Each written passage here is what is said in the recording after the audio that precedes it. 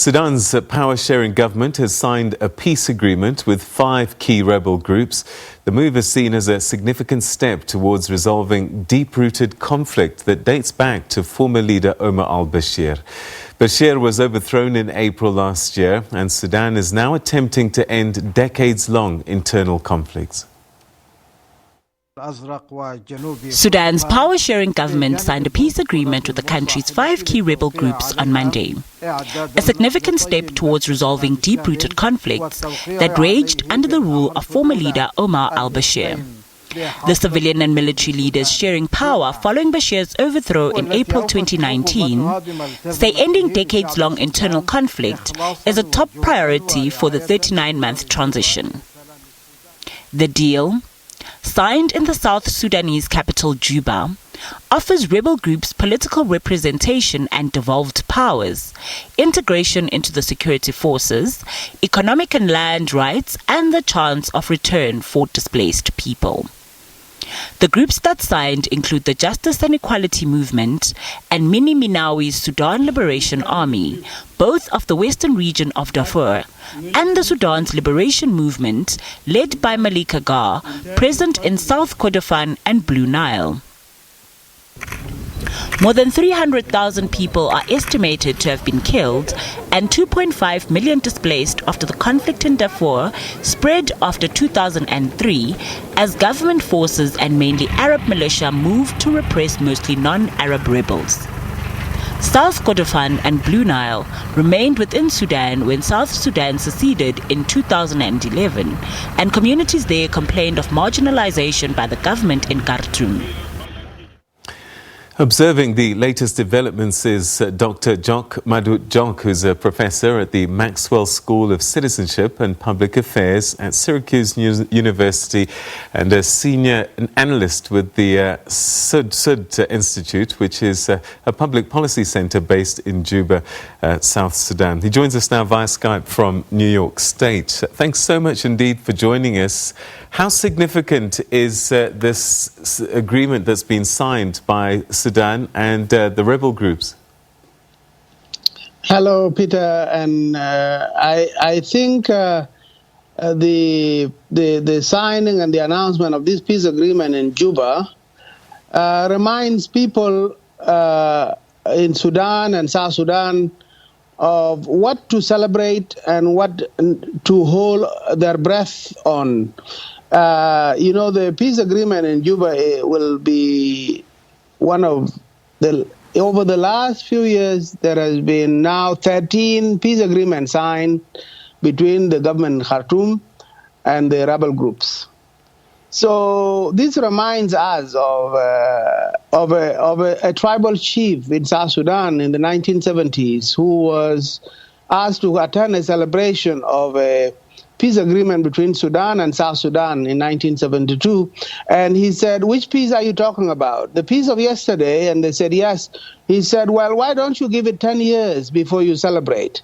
So I think this we should keep in mind, that any peace agreement that is signed in Sudan between the government in Khartoum and any other group on the peripheries of Sudan always have to be taken with a grain of salt, because there is really nothing that prepares you for what is around the corner when it comes to Sudanese peace processes. So that's one. The second thing is the peace agreement signed is between the new government of Sudan, which gives a little bit of hope, because the new government is a government of a revolution, of a people's power that deposed a 30-year dictatorship.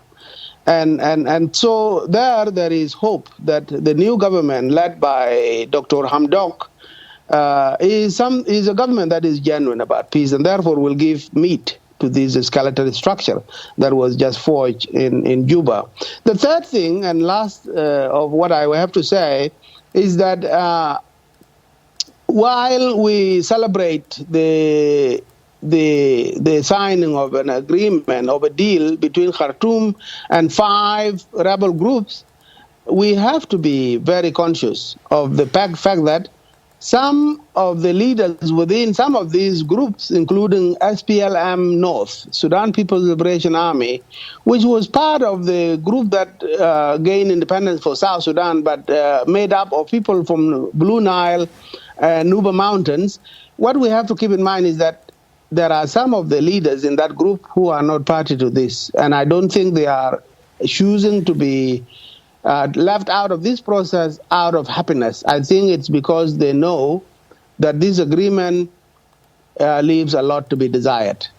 So we are happy that there was this agreement, and the people of Sudan are quite pleased that there was this rapprochement between the parties in the three areas and the government, but at the same time we have to keep history in mind, a history which says that agreements that have been signed by Khartoum have never been signed with any kind of commitment to making sure that they are implemented. Granted that the government in Khartoum is a new government, it is not like the old governments. It's a government that was born of people power. There is still that fear that until we see everybody on board, this current deal still leaves a lot to be desired. All right. Well, let's talk a little bit about the history, because I guess it teaches us a lot, but remind us what the conflicts were about. You know, for some of us from the outside looking in, it looked as if it was about ethnicity, and it's Arab, non-Arab, and does these things go away, these tensions go away just because agreements have been signed? Absolutely not, and I think you have your finger on the pulse right there, because these conflicts are essentially conflicts of competition over resources, competition over state power, which is located in Khartoum, far away from many, many areas of the country that have been marginalized, dating back to 19th century. And so if it doesn't address these grievances of marginalization and exclusion from the centers of power and from all the resource sharing, very likely there are people who are going to say this agreement does not work for us. So historically, there is issues of race, there is issues of religion, there is issue of center versus periphery. And these issues are not being addressed in the current agreement. I think the current agreement is simply an elite pact, which is not different from all the other political settlements that have been achieved throughout the African continent and have been mainly to do with power sharing between the rebel leaders and the government in office, but not deeply addressing the issues that are to do with the root causes of the problem. And in this case, it is Islam, it is race, it is identity of the country, it's identity of the people, whether Sudan should be an Arab country or should be an African country. These issues are very important, and they are issues that address the conscience and the feelings of people. And unless they are genuinely put on the table for Sudanese people to express their feelings about it, a patchwork such as what we are seeing in Juba today will not be a solution whatsoever. So then why do these rebel groups sign this agreement? They must have felt that they got something out of it. What might that have been? What they get out is the opportunity to say that all the other issues, the structural issues of racism, of sexism, of religious bigotry that Sudan has been known for, they can be addressed by being party to a system, to that structural system. And I think they believe strongly that if the party in Khartoum, the one that is really having the megaphone, is genuine about ending violence and acrimony and displacement of people and impoverishment of people once and for all, if Khartoum, if the new Prime Minister, Hamdok, is genuine about addressing these issues, the rebel leaders seem to think that we can actually work together to create a Sudan where everybody feels like they are part of the process, that they are citizens above all, and that they will be citizens in their tribes or in their political parties or their religious groupings secondarily. So I think there is hope in every Sudanese from the periphery that the center is genuine. So the question is, how genuine is the center? And we think that this time around, the center is genuine. They just have to make sure that they rein in on all the other voices within the core northern Sudanese, particularly the central Arabized communities who think themselves are more superior to the rest of the country. If they can rein in on those groups, I think people can have a sit and talk. So Darfur saw some horror for many, many years. 300,000 people, it's believed, died in what some describe as ethnic cleansing. Do you think that without some kind of justice, visible and real, those wounds can be ignored? Absolutely not. They cannot be ignored if Sudan really wants to remain intact. You remember, Sudan was Africa's biggest country. And because of these very issues, South Sudan broke away in 2011. Can we really keep the remaining Sudan together if we continue to confront the same issues that pushed South Sudan out of the Union? Certainly not.